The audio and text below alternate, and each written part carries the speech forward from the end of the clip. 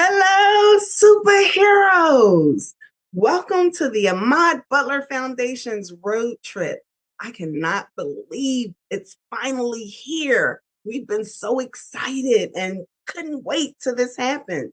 So I know you guys know we're going to the Wild Center today, but just like any other road trip, we have to have a way to get there.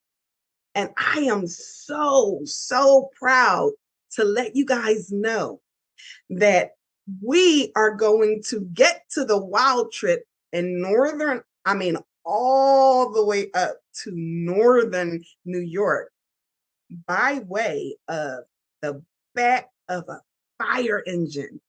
I am so excited and so grateful that the Upper Darby professional firefighters are going to give us a ride to the Wild Center.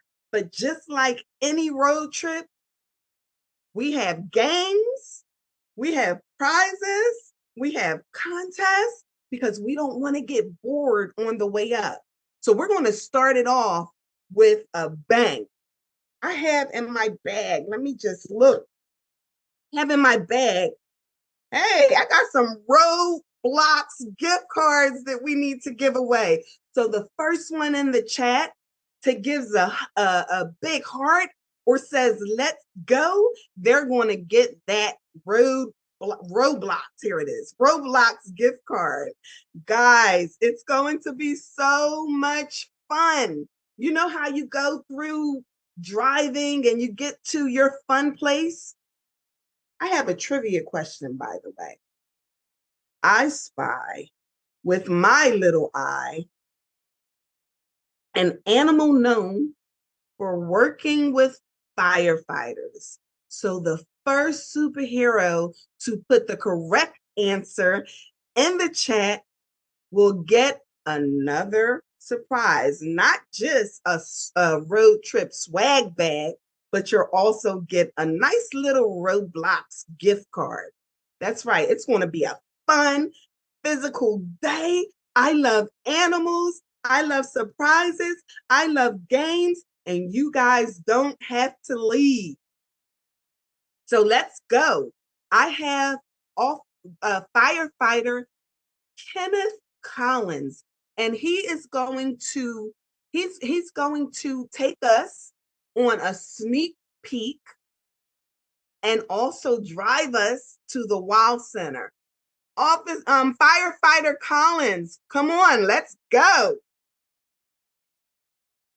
Good morning. I'm firefighter Ken Collins, assigned here at Engine 36 in Upper Darby Township. Upper Darby Township is just under 8 square miles, and it's home to about 80,000 residents. We're going to be taking you guys up to the Wild Center today, and before we go, we're going to give you a quick tour of the Firehouse. And this is our alarm room, where all the fire reports are completed by the captain. Hi, Captain McKenzie. And this is our crew room, where the crews can watch training videos or a little TV in between calls.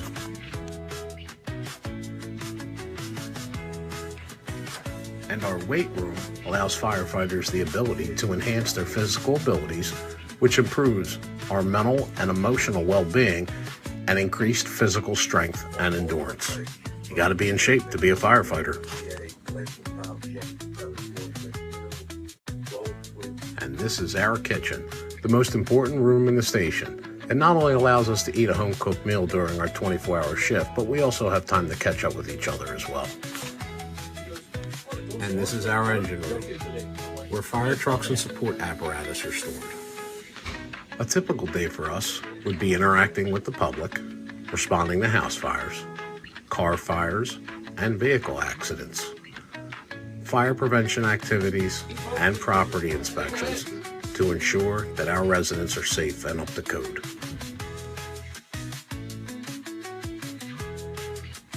Quick stop at our favorite grocery store, Acme Markets.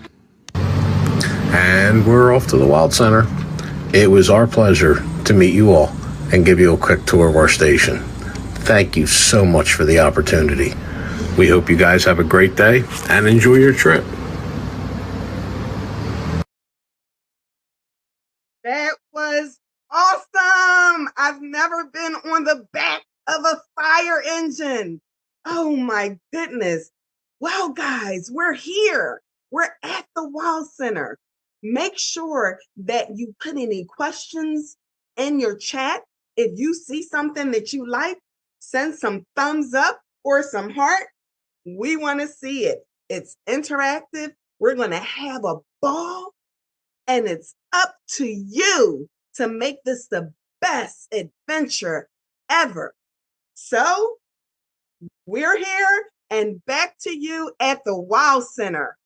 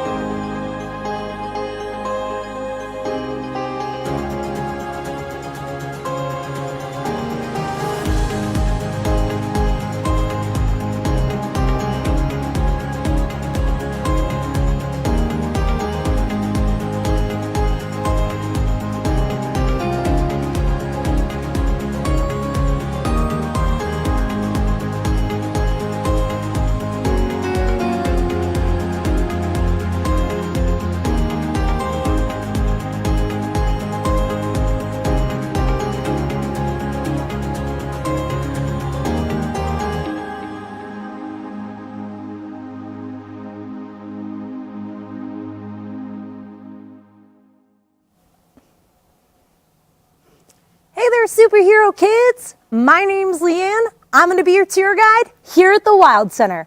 I am so glad that you were able to make the road trip up through the mountains here to the Wild Center in northern New York. Did you get a tummy ache? Because usually I do when I have to weave through those mountain roads. Whew. I'm so glad you're here now though, because we have a lot of fun planned for you today.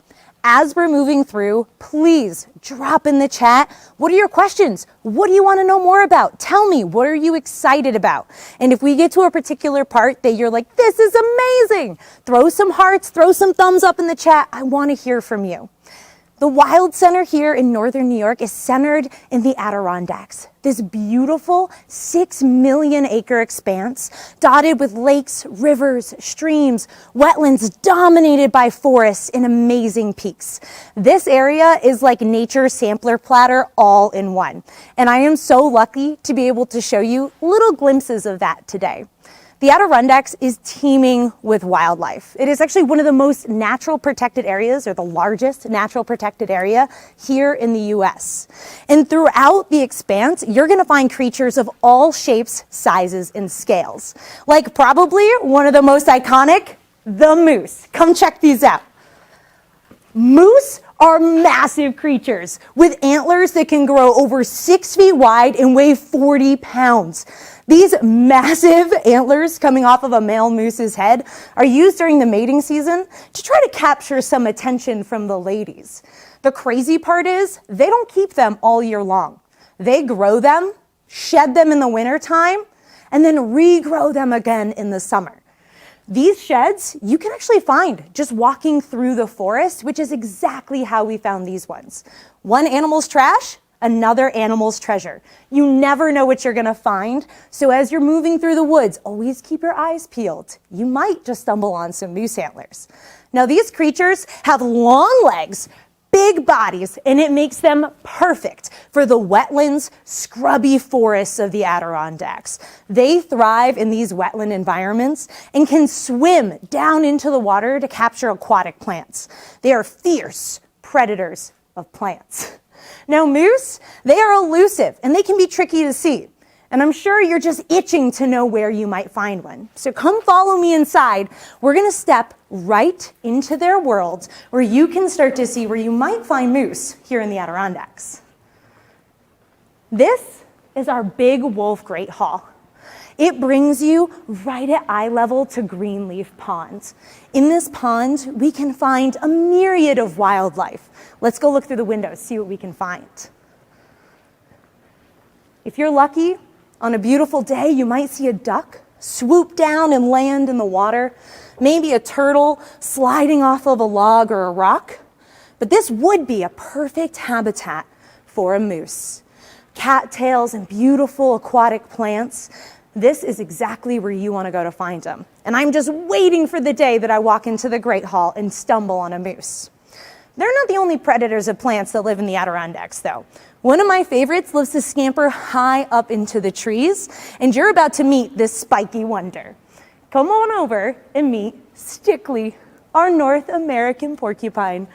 Stickley here came to live at the Wild Center when she was just a baby. She was separated from her mom by a dog, and thanks to quick action by rehabbers, all of those injuries were healed, and she was able to come and have her forever home be with us here. Today, she's munching on a delicious diet. Do you mind if I show him, Stickley? We gave her a bunch of different foods to try out. Porcupines, they tend to be herbivorous, so they love things like carrots, apples, trees, bark, berries.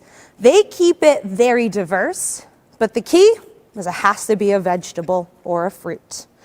Stickley, just like all of us, can have her picky days. Some days, she loves apples.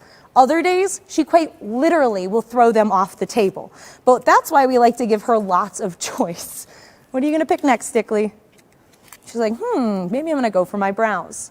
Porcupines, even though they're slow-moving creatures, are really great climbers. They scurry high up into trees looking for the delicious buds of trees to nibble on.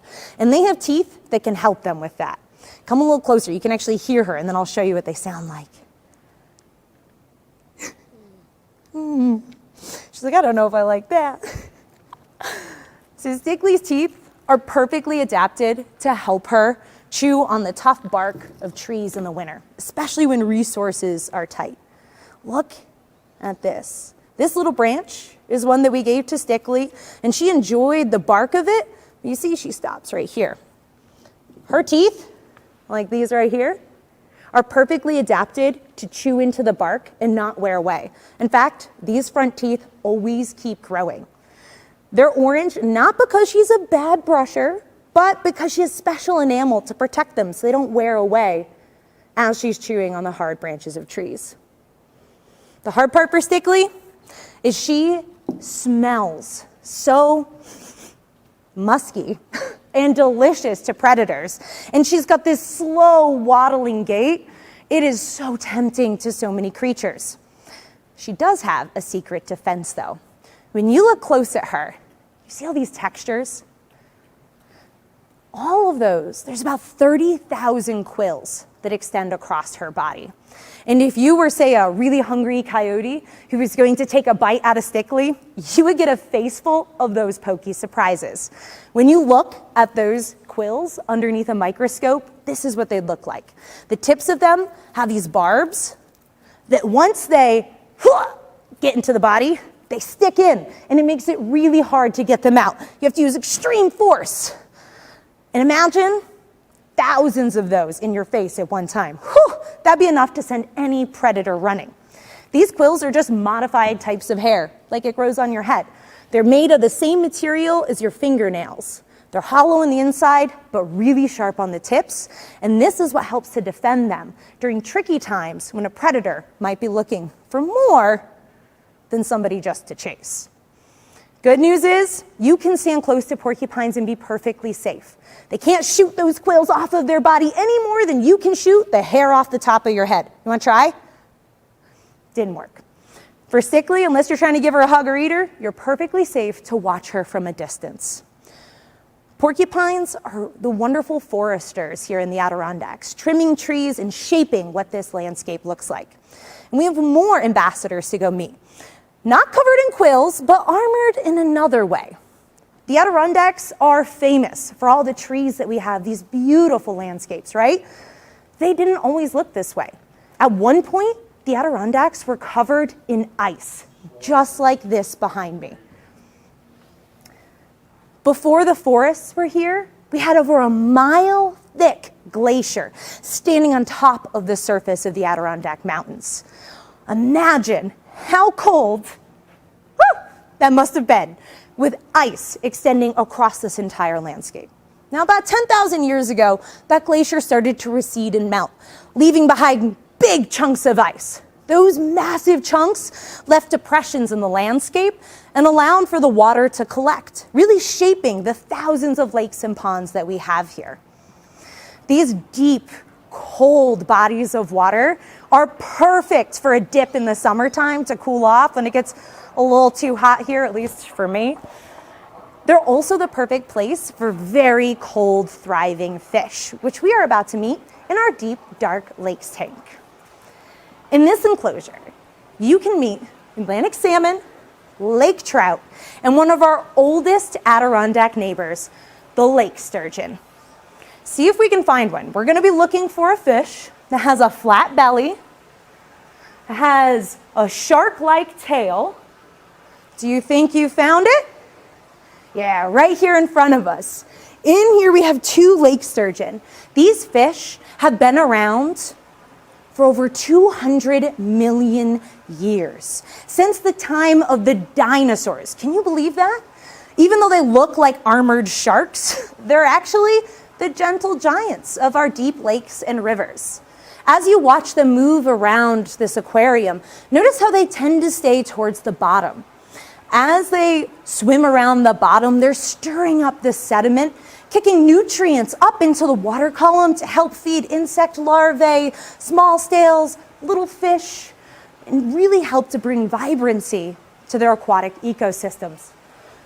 Now, let's check them out as they eat. We're gonna get some help here from my friend Jessica. Hi, Jessica. He's gonna bravely venture to the back of this enclosure and throw in some food for us. It looks like the lake trout and the Atlantic salmon know what's going on. They're ready.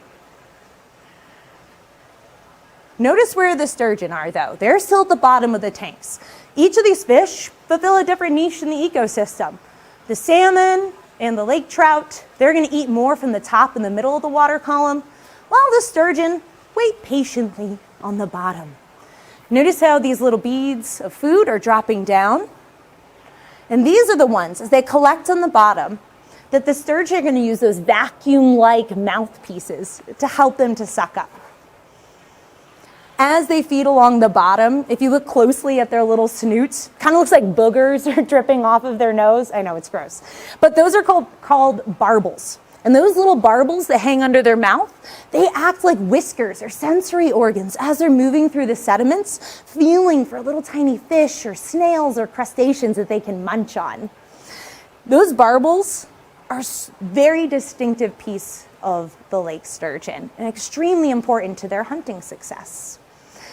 These fish are also characterized by those bony plates on their back. As I was mentioning, they kind of look like armored sharks, right? Those individual segments are called scutes, and they help this fish not only to protect themselves from predators when they're small and slow moving. When they're first in the water, then they're young, they're very vulnerable to be eaten. As they mature, they can grow up to 7 feet long and weigh over 300 pounds. So early in life is when they're the most vulnerable. As they grow, those bony plates or those scutes get a lot thicker, and it kind of aids to their prehistoric look. They also help them to swim much more hydrodynamically through the water, reserving resources as they move. Now there's another animal you may know that has scutes. Think for a second, and it's the turtle. Everyone meet James, our wood turtle. Maybe in a moment here, he'll feel a little more comfortable to come out and say hi from his shell, which is the perfect hiding place for him when he feels scared. If you look closely at this shell and these scutes, notice how they grow in rings. Wood turtles get their name from this wood cookie look. If you take a tree and you were to cut it in half this direction, you would see these rings, those annual growth rings on a tree, which these wood turtles exemplify.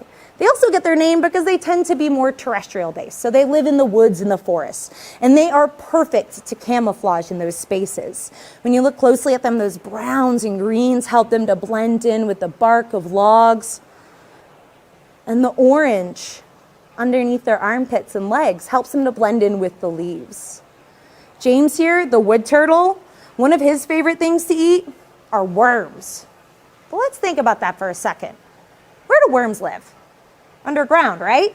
So if you're a wood turtle and you love to eat worms, you've got a few options. You could use these great little claws to try to dig after them, but worms are fast underground. You could just wait patiently, I guess, and hope one pops up to eat. Or you could do something else. Dance. You heard me. Wood turtles love to jig around. This little wood turtle, when he's hungry, on the forest floor will tap his feet and scratch his shell to make those vibrations sink through the soil. The worms feel that vibration and might be thinking, oh, it's raining out. Maybe I can hop up and go get myself a snack. Hop myself up and go enjoy the rain and the nice cool weather, right? Well, this little dancing turtle is waiting there just to chomp them. Do you hear something? Is it raining? Jessica! Looks like somebody was inspired by James here to dance around. I hope you do too. But let's let James here go back to do what turtles do best, sunbathing. Are you ready, James? Even the most unlikely related creatures like lake sturgeon and wood turtles can share similar features and similar adaptations, which always reminds me about the amazing diversity of life and the surprises you can find at each corner. Wood turtles, now they're slow motion predators. They aren't particularly fast, but they are successful. The next predator we're gonna meet is a little more fast paced. Are you ready? Let's go.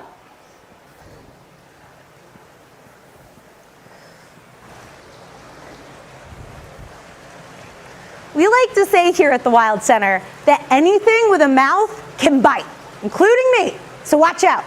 I'm kidding, I'm not biting anyone today. Our next animal we're gonna meet has sharp teeth, tiny ears, a long tail, and swims like an Olympian. Any guesses yet? Come meet the North American river otter. River otters are extremely intelligent, curious creatures, just like you.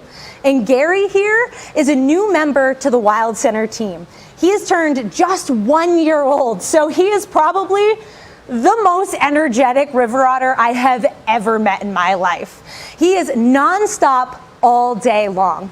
In their natural range, river otters are the top predators of their aquatic ecosystems, and they spend most of their day hunting, looking for food, and exploring their environment.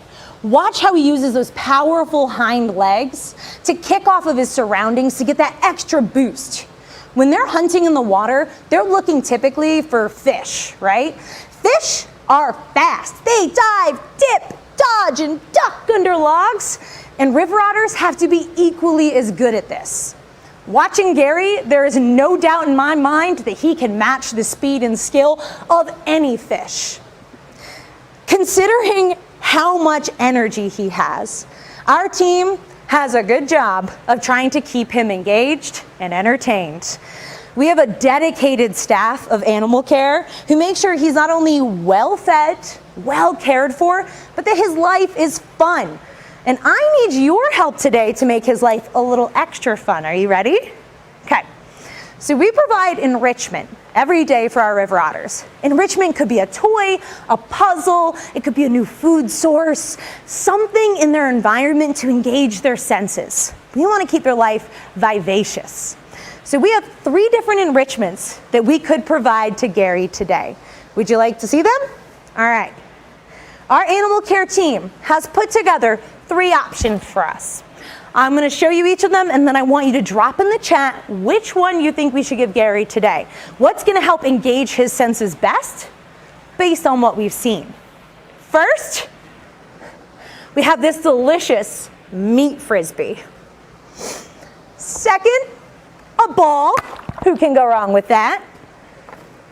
Third, a popsicle. And it's a pretty hot day, so maybe popsicle is a decent choice.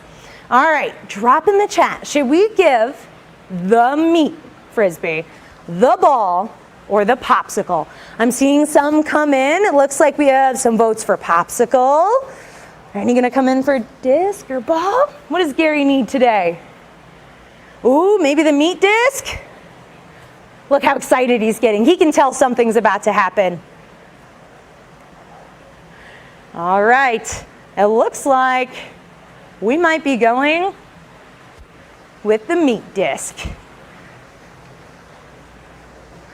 All right, the goal here is to provide this enrichment for Gary, to engage his senses, give him something to play with and do, but cheer me on. I'm hopeful I don't drop it too close to him.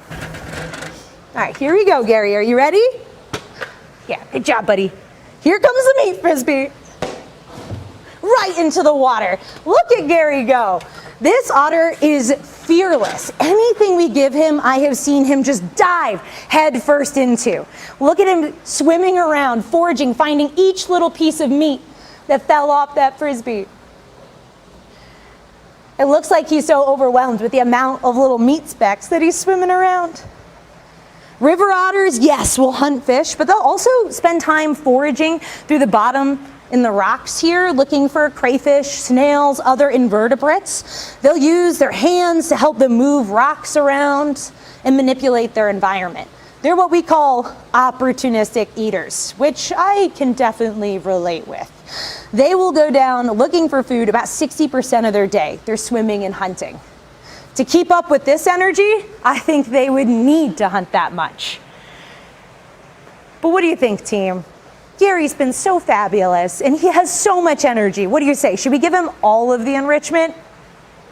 Yeah, I thought so. Okay, here we go. I'm gonna throw in the meat popsicle first. It's got a little piece of fish in it, and then we're gonna toss in the ball.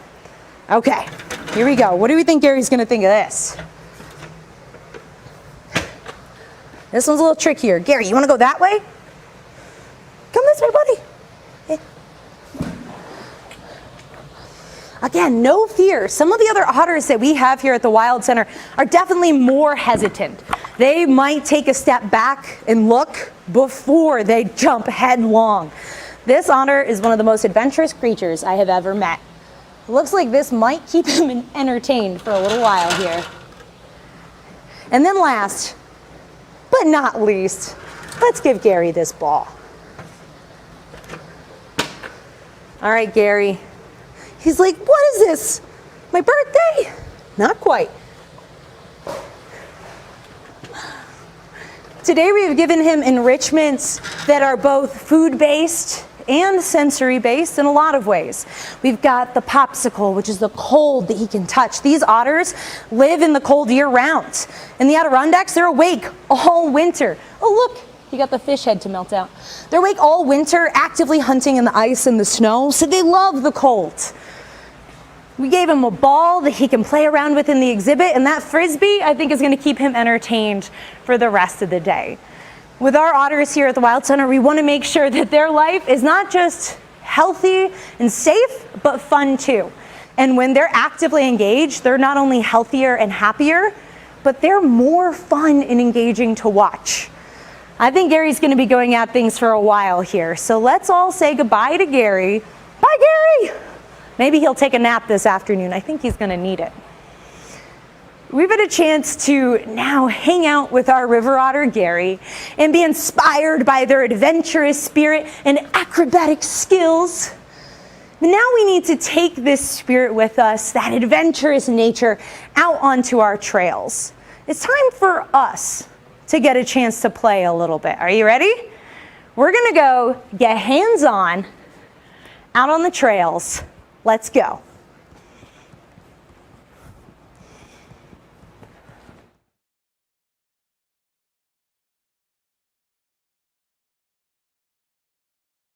All right, now let's head out to Raquette River Roll.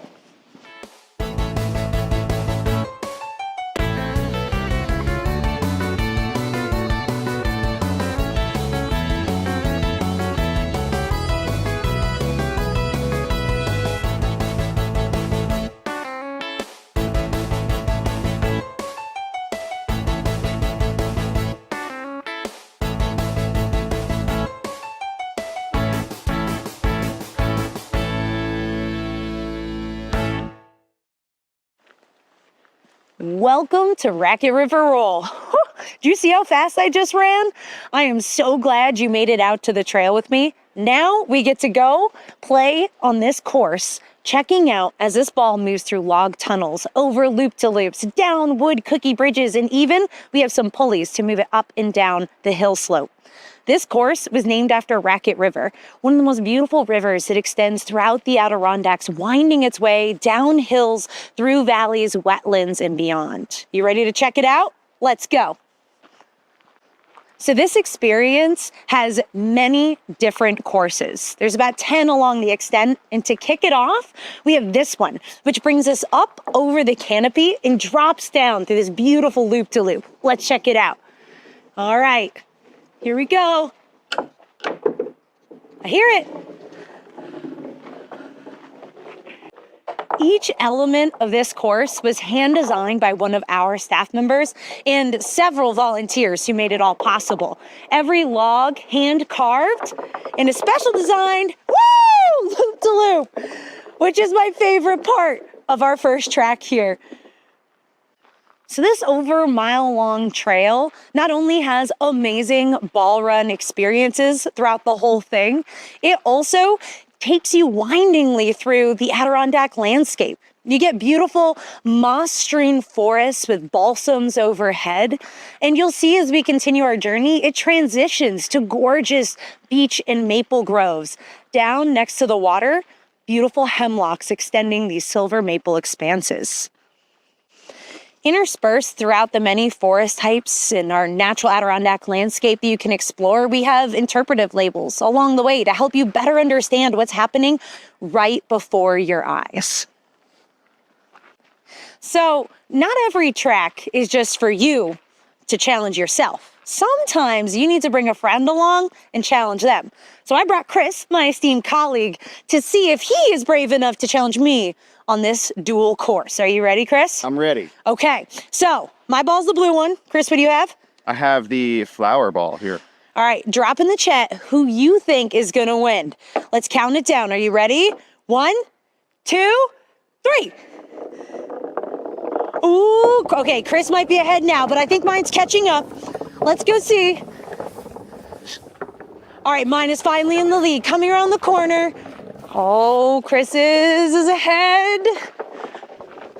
There's still plenty of track left. Oh!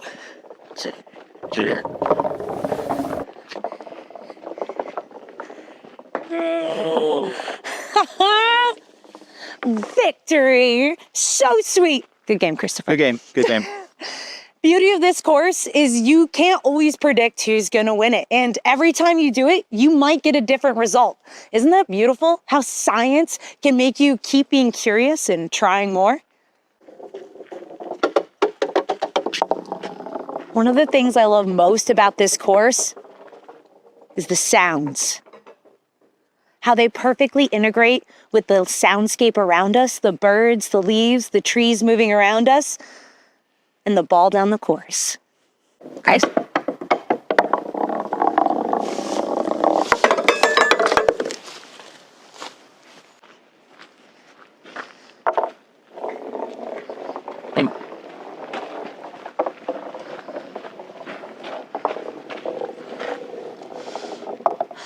On track number 4, you get to lift your ball in these different stages, higher and higher, until eventually it drops down through a tree tower of wood cookies.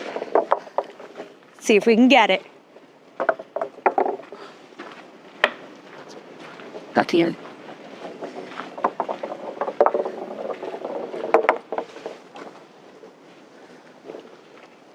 Here we go, one more pulley.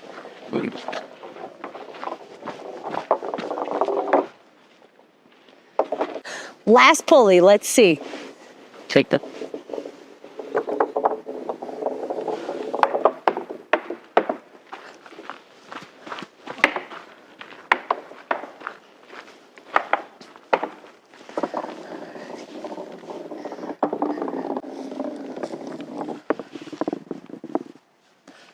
Nailed it! Woo! Parkour! This course is for the young, and let's admit it, the young at heart. And after you've worn yourself out running up and down the trail, playing all the courses, it's important to just kick your feet up and enjoy one of these custom built chairs. Here at the Wild Center, we try really hard to embrace this landscape and its beautiful history. And that includes finding reclaimed old wagon wheels on our site and turning them into these immaculate chairs, giving them life long after they've been forgotten. So now that we've had a chance to wind our way through the woods, up and over logs and loop-de-loops, now let's fly into the treetops and head to WildWalk. Are you ready? Let's go.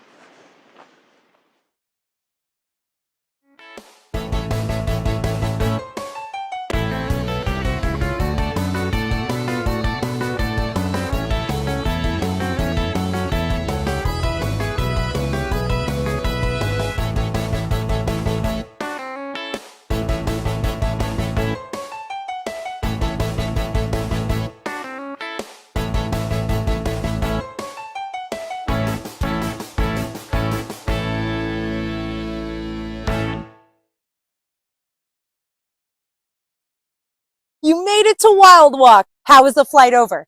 Did you think you were going to beat me? Better luck next time. I'm too fast. Here on WildWalk, we get the opportunity to enjoy the Adirondacks from the tops of the tree canopy. There's so much life to discover right here in these branches. One of the things I love most about this space is that shift in mindset. You're able to go over 3 stories high and see how life is teeming all up in the branches. From WildWalk, we have the opportunity to view life from ground level all the way up. And our next creature that you're going to meet is larger than life. She is more industrious than a beaver. She's intelligent like a raven.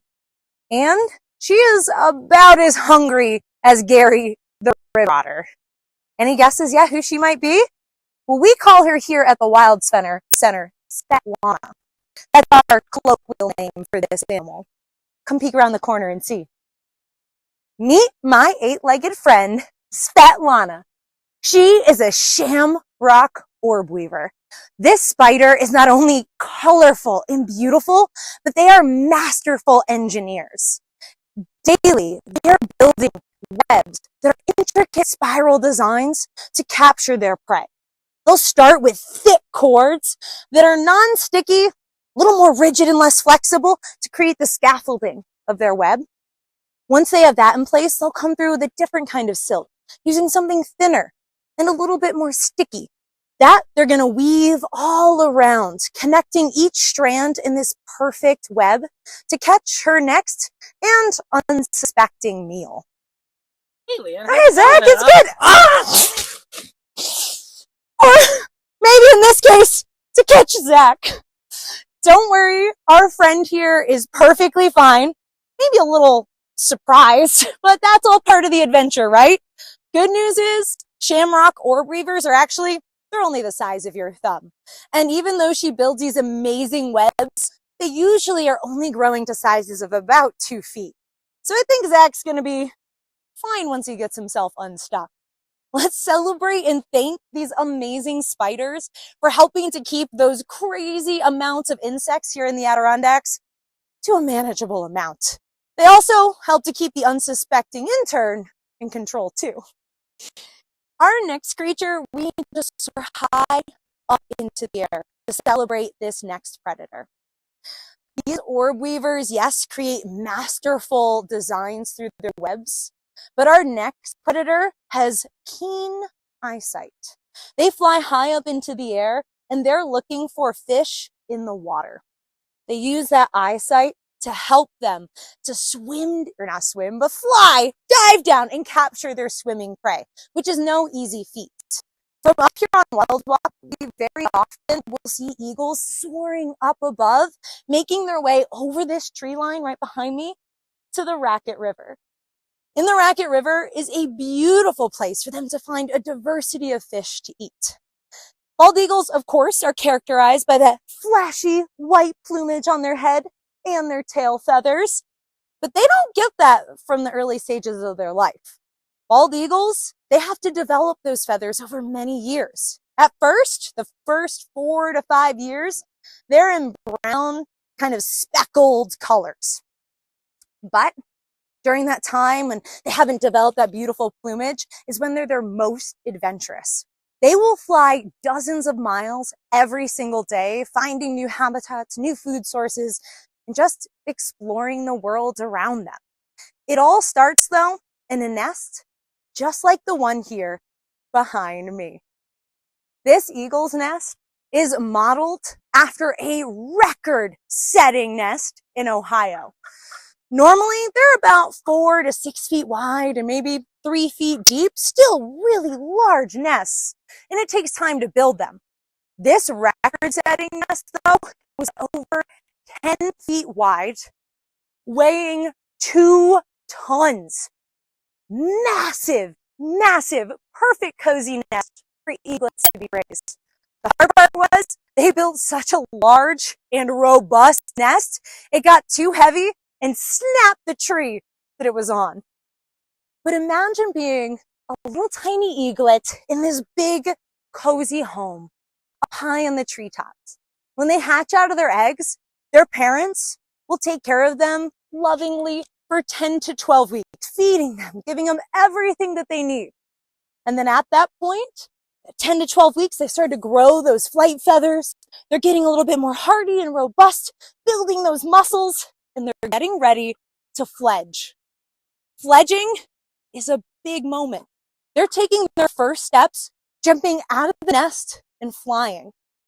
It's not important just because they get to fly, but it marks the first step of their independence, their freedom to fly high in the skies, to become amazing hunters and hone their skills, and become the birds that we know and love and are a symbol for independence today. It has been such an amazing trip with you all. We started with magnificent moose antlers. We got to meet our spiky friend Stickley. We got to dance with the wood turtles, swim with Gary the river otter, meet industrious spiders, and soar with the eagles. And all this time together, we have barely scratched the surface of what the Adirondacks has to offer. So in the time that we have left together, I just want to say thank you for spending time with me here today and learning more about this amazing place. I hope you stay curious, never let that fade, and always look around the corners, peek under the rocks, and see what you're going to find. Every single creature in the ecosystem, including you, matters and has a purpose. And the more we can learn about them, the more we can all thrive. So until next time, everyone, stay wild.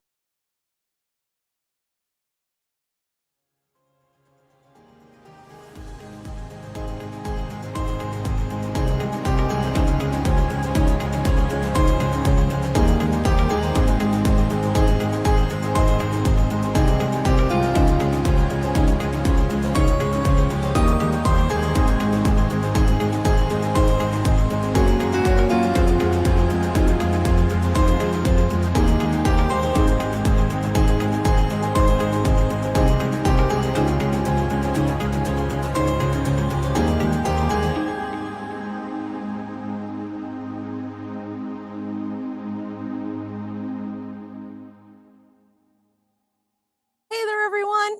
How did it feel to fly like an eagle over WildWalk? Amazing, right? I want to thank you again so much for spending time with us here at the Wild Center today. And I want to make sure to extend an offer to you all to jump in a car or in a train or on a plane and come on your own personal road trip here to the Wild Center. If you put in the promo code ABF Road Trip, and we'll send this out to you, you'll get discounted tickets to come visit us anytime. And let me tell you, sunshine, rain, snow, or otherwise, this is a place that you want to come and visit. So I hope that we're going to get to see you all here at the Wild Center soon.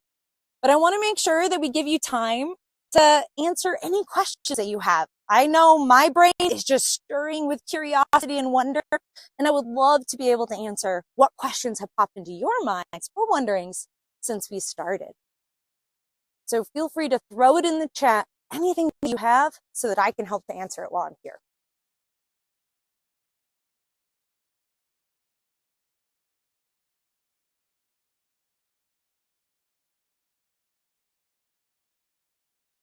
Good news is I'm here.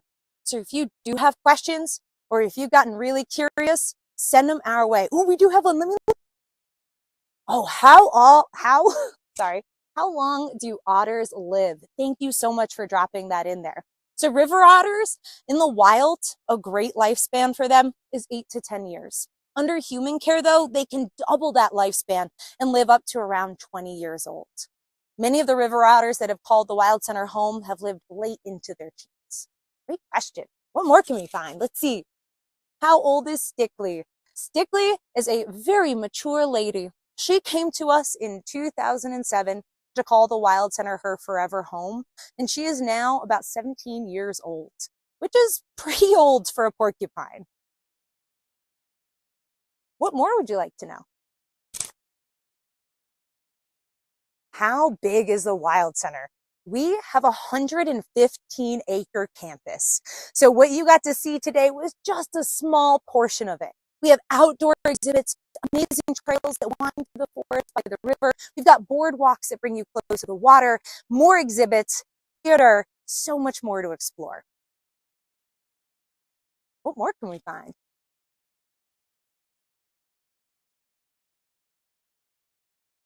All right, we got another one that came in. Are you afraid to get on the spider web? Good question. Admittedly, when I first started working here, I was absolutely a little bit nervous to get on the spider web. You're standing there looking about 34 feet down to the ground through this web. It took me a minute to get comfortable with that, but once I did, I have grown to love that space. In fact, on a sunny day like today, I might, even after this, go spend some time just laying there. It's like a big hammock in the sunshine, really cozy when a whole bunch of people aren't jumping on it around you. It's a little uncomfortable then. What's my favorite animal at the Wild Center? Now, we don't have favorites, but I do have some that I really love. Stickley has definitely grown a big place in my heart. She makes the most adorable noises and is so charismatic in all of her movements. And one of those creatures that sometimes when we first look at, we might judge and be nervous of. But once you get to know them and understand them, they just make a warm, glowing feeling in your heart, at least for me. So Stickley is probably one of my most favorite. All right. Gary's awesome. I wish he were my pet otter. You know, lots of people want to have Gary as their pet otter. To be fair, they are deceivingly adorable. They are wonderful creatures, but so hard to care for. Our animal care team is nonstop cleaning and engaging them and building their food and enrichment. Whew, it's a full-time job. I encourage you though, come work at a place like the Wild Center. You get to play with them all the time. Does the Wild Center rescue animals? That's a wonderful question. Yes and no. So we do not have a full wildlife rehabilitation wing of the Wild Center, but we do have several staff who are New York State licensed rehabilitators and will work, especially on their own time, to rehabilitate. Here we have had some head start turtle programs where we give little nesting turtles a head start in life, and we have done some rehab with river otters in the past, but it's not core to our work. Typically, we will work alongside wildlife rehabilitators in their venues, and then we are the site that animals can become the ambassadors for those in the wild. Where do the animals sleep? They each have their own rooms to sleep in. Even the river otters have their own penthouse suites, we like to call them, with their own swimming pools and den sites. Some of our animals sleep on exhibit, like the fish, and some of our animals sleep behind the scenes in our animal care area, where they have their own safe rooms and bedrooms. We do try to mix it up for them to give their life a little more pizzazz and fun. We can take one more question, but I do encourage, send more questions to the Wild Center. We would love to answer them. It's the best part of the job. All right, last one. Here we go. Do you have unwanted predator animals? Are you thinking more on our landscape than anywhere else? I would say, from our viewpoint, there's no such thing as an unwanted predator animals. Predators definitely serve a key part of the ecosystem. Without them, the other animals would run rampant and overeat the resources or overexpand their carrying capacity in the ecosystem. And without predators, disease spreads really rapidly throughout environments. Everything in nature creates a check and a balance and is an important part of our ecosystem. So the Adirondacks does boast several amazing predators like birds of prey, the eagles, we have coyotes, we've got foxes and river otters, but each of them fills a niche and keeps the other in balance. It's an important part of our ecosystem. This has been so fun, and I love the questions because it makes it really rich and robust. Please keep sending questions our way, and we will continue to get back to you. And again, we would love to see you come visit the Wild Center.